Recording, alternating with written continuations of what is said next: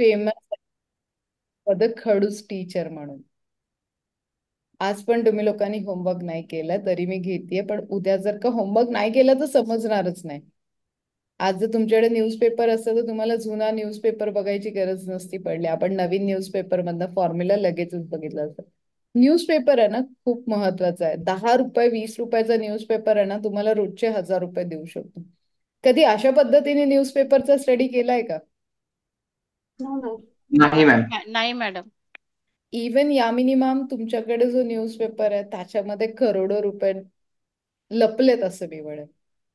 करोडो नाही. रुपये आजच्या डेटमध्ये. हा. आजच्या डेटमध्ये तो न्यूजपेपर जर मी वाचला तर मी महिनाभरात 10 लाखाच्या इन्व्हेस्टमेंटमध्ये 1 करोड रुपये कमवू शकते. एवढी ताकद त्या न्यूजपेपरमध्ये.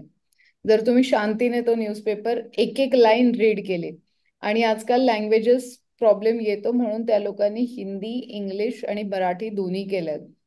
सो तो न्यूजपेपर खूप केअरफुली वाचा. तेवढ्यात की तुम्ही कुठे जाणार आहात, काय करणार आहात, कुठल्या स्टॉक बद्दल, कुठला स्टॉक बोर्ड मीटिंग्स आहेत, त्याच्यानंतर काय काय नाही ते तुम्हाला सगळ्या गोष्टी या न्यूजपेपर मध्ये मिळतात सगळ्या. फक्त ते समजायचं कसं हे मी तुम्हाला आता समजवलंय.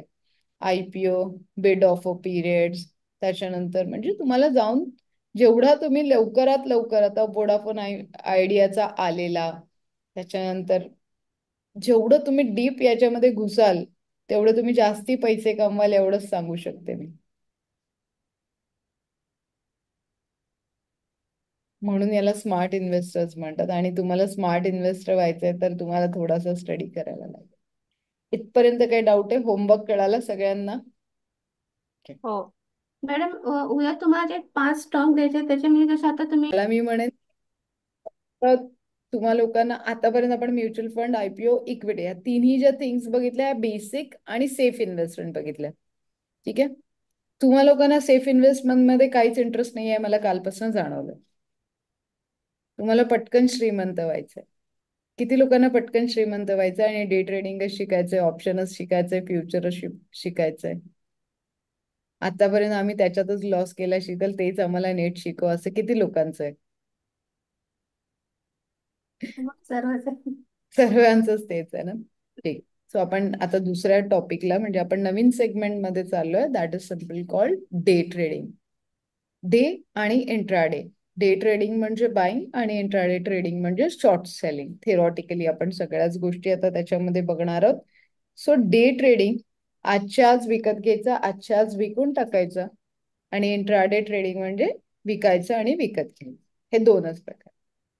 पण तुम्ही कधी विचार केलाय की उद्याचं मार्केट कसं उघडेल हे कसं ठरवायचं आपण आज? जेव्हा तुम्हाला डे ट्रेडिंग करायचंय, इंट्राडे ट्रेडिंग करायचंय, फ्युचर ट्रेडिंग करायचंय किंवा ऑप्शन ट्रेडिंग करायचंय, ह्या चारही सेगमेंटसाठी तुम्हाला ही एक गोष्ट माहितीये की खूप स्टडी करावा लागतो आणि तो बिफोर मार्केट करायला लागतो. असं नाहीये ना की मार्केट उघडलं आणि मी पैसे कमवले. ते फार तुक्के रेअरली लागतात. त्याला तुक्के मारणं म्हणतो आपण. आता जर का शास्त्रशुद्ध पद्धतीने आणि थिअरॉटिकल, टेक्निकल, फंडामेंटल सगळ्याच गोष्टींनी जायचं आहे तर तुम्हाला उद्याचं मार्केट कसं उघडेल हे तुम्ही लोक मला काय सांगाल आज? कसं सांगाल? ज्यावेळी मार्केट क्लोज होतं 3:30च्या नंतर, हम्म. त्यावेळी कुठला शेअर हाय आहे, कुठला लो मध्ये आहे, त्याचा वेट रेट काय ते बघून उद्याच करू शकतो. बरं. परफेक्ट. अजून? पर्टिक्युलर शेअर्स म्हणतायत का तुम्ही मार्केट? बघा ना, उद्याचं मार्केट जर प्लस मध्ये उघडणार असेल तर शेअर्स वर तर जाऊया. पण उद्याचं मार्केट कसं उघडणार आहे हे मी कसं ठरवू? मॅडम, निफ्टीवर पण ठरत असतं ना मार्केट. हम्म. निफ्टीवर पण ठरतं ना मार्केट. तर मी कसं ठरवू? मला तेच तुम्हाला लोकांना विचारायचंय की मी कसं ठरवू की उद्याचं मार्केट कसं उघडणार आहे, प्लस की मायनस? निफ्टीचा प्लस मायनस असेल तर त्याच्यावरून एक ठरवता येऊ शकतं. पण निफ्टीच प्लस मायनस तुम्ही कसं ठरवणार आहात? कॅन्डलचा लो. मॅम, कॅन्डलचा लो आणि हाय बघून.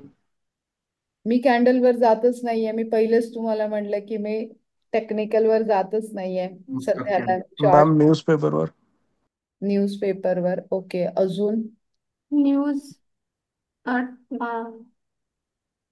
टीव्ही वरच्या न्यूज वगैरे असं. ठीक आहे, अजून? Events. Events. Okay, good good. अजून?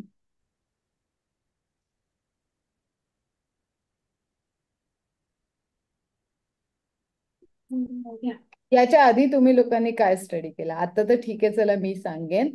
पण जेव्हा जेव्हा तुम्हाला दुसऱ्या दिवशी ट्रेड करायचा असतो किंवा तुमचा एखादा ट्रेड अडकलेला असेल, तर तो बाहेर निघण्यासाठी तुम्ही काहीतरी तर स्टडी करत असाल ना, की काय होऊ शकतं उद्या, तो निघू शकतो की नाही निघू शकत, प्लस मध्ये जाईल की मायनस मध्ये जाईल. मग तुम्ही लोक काय बघता? शेअर्स चार खाली जातोय का वरती, म्हणजे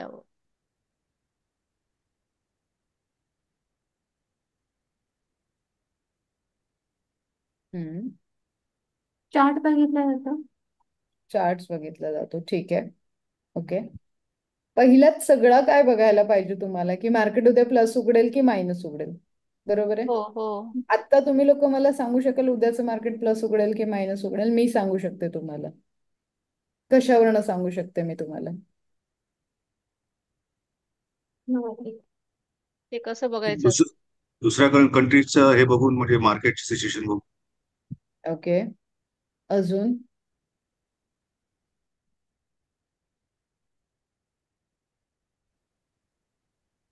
कसं ट्रेड केलं ईशान सर? काहीतरी तर शिकलात पहिल्या क्लासेस मध्ये, सांगा. उद्याचं मार्केट कसं उघडेल? Mostly ma'am news. बर, news. Is it depends on closing मध्ये कसं डाऊन डाऊन क्लोज झाले का अप मध्ये. म्हणजे आजचं मार्केट कसं क्लोज हा झालं हा, त्याच्यावर तुम्ही उद्याच्या म्हणजे morning opening and it is gone, म्हणजे वरतीच होतं काय बोलतात ते, it is gone up and stable आहे का, म्हणजे परत खाली घसरले म्हणजे खाली आले का, त्याच्यावर असणार.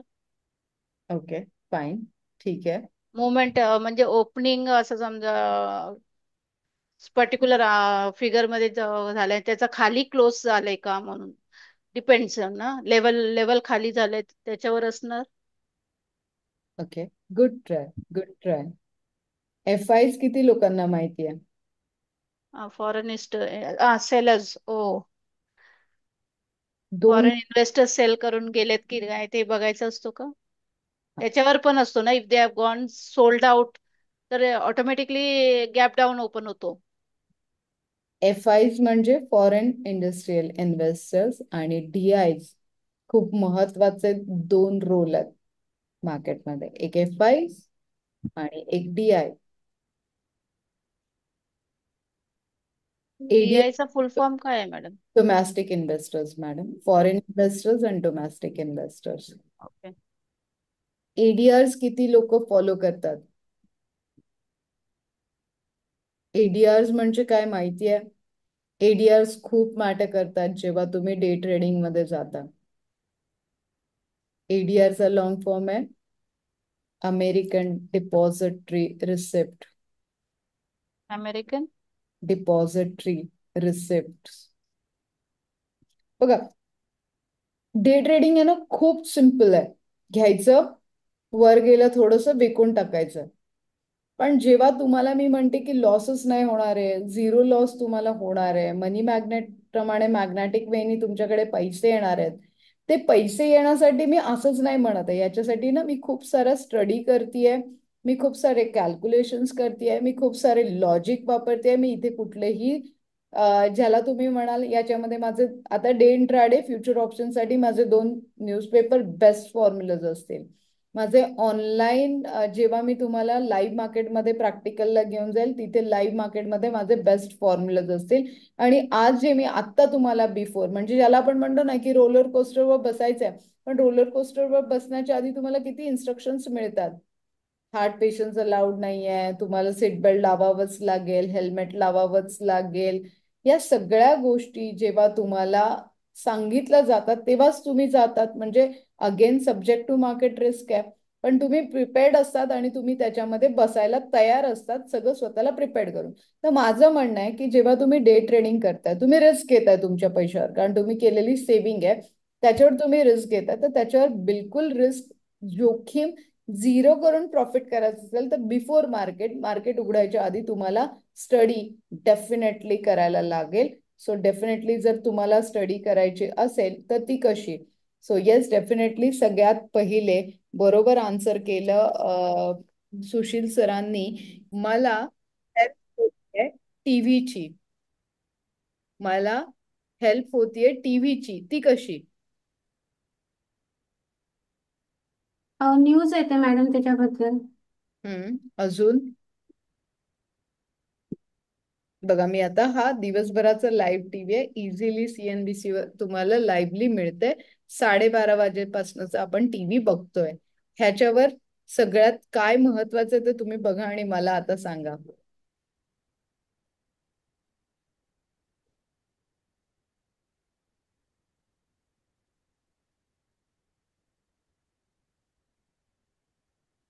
जर मी तुम्हाला टीव्ही बघायला सोडून दिलं, लहान मुलांना कसं शिकवतो आपण KG मध्ये विथ प्रॅक्टिकल, मी तुम्हाला टीव्ही उघडून दिलाय आणि मी तुम्हाला टीव्ही बघायला सोडलाय आणि तुम्ही मला सांगायचे की शीतल ह्याच्यावरनं आम्हाला कळेल की आजचा मार्केटचा ट्रेंड कसा आहे,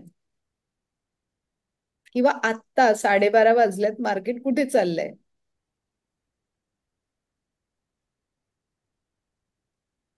मॅडम ते सेन्सेक्स वगैरे जे कॉर्नरला त्याचे रेट्स येतात ना निफ्टीचे वगैरे, त्याच्यावर नाही समजू शकतो. ओके ठीक आहे ना. दिसतंय निफ्टी बँक डाऊन आहे. हम्म मिड कॅप 100 अप आहे 51.4. बरोबर आहे. अजून PSU अप आहे. बरोबर आहे. बँक डाऊन आहे. FMCG डाऊन आहे. ओके ओके IT अप आहे. बरोबर आहे. आणि अजून खाली स्क्रोल त्याप्रमाणे तर शेअर्सचा आपण प्राइजेस आता पण काय स्क्रोल. केलं, बिफोर मार्केट ट्रेंड घेतला. आता मला फक्त लाईव्ह ट्रेंड साठी पाहिजे की मार्केट 12:30 वाजता वर जाऊ शकते की खाली येऊ शकते. समजा आता संतोषी मॅमने रिलायन्स घेतलाय, समजून चला आता संतोषी मॅमने रिलायन्स घेतलाय आणि बाय मिस्टेकली मार्केट खाली आलं, खूप कुठून तरी न्यूज आली आणि मार्केट खाली यायला सुरुवात झाली आणि तोपर्यंत संतोषी मॅमची पोझिशन निघून जाण्याची वेळ आली आहे. अशा वेळेस मला कसं कळेल की काय झालंय, कुठून मार्केट खाली का येतंय, हे कसं कळेल, हा माझा न्यूज प्रश्न आहे. चॅनल. हो पण कुठल्या. मी तर नाही. कधी अशा पद्धतीने विचार केलाय की मार्केट असं पण असा पण पैसा आपण कमवू शकतो. दुसराच दिवस आहे आज. तुम्हा लोकांचं कसं वाटतंय, आज दुसऱ्या दिवशी वाटतंय पैसे कमवू शकाल. Yes ma'am. Sushil sir, Santosh sir, एकदम नवीन आहात तुम्ही लोक. पण नाही, एकदम नवीन नाही असून पण आम्हाला हे सगळं माहित नव्हतं मॅडम. येस म्हणजे जी लोक नवीन होती त्यांच्यासाठी तर ठीक आहे, पण जे जुनी होती त्यांना पण माहिती नव्हतं असं पण म्हणायचं. त्याच्यामुळे नुकसान करून घेतले असतील ना मोस्टली. बरोबर आहे मॅम. रॅन्डमली बाय करून हे वी यूज टू डू म्हणजे रॅन्डम बाय. म्हणजे असं समजा आता फॉर एक्झाम्पल रिलायन्सचं सांगितलं तुम्ही, तर 1500 होतं, खाली आली आहे ते एवढं. इंट्राडे साठी बिफोर मार्केट, लाईव्ह मार्केट, मग आपण स्टॉक सिलेक्शन केलं, हे तुम्ही डे इंट्राडे आणि फ्युचर ऑप्शन साठी वापरू शकता. म्हणजे तुम्ही प्युअरली सट्टा जर खेळायचा असेल तर तो शास्त्रशुद्ध पद्धतीने खेळता, एवढं लक्षात ठेवा. म्हणजे इथे चूक करत नाही आहोत आपण. पण मॅडम इन दिस केस आता न्यूज मध्ये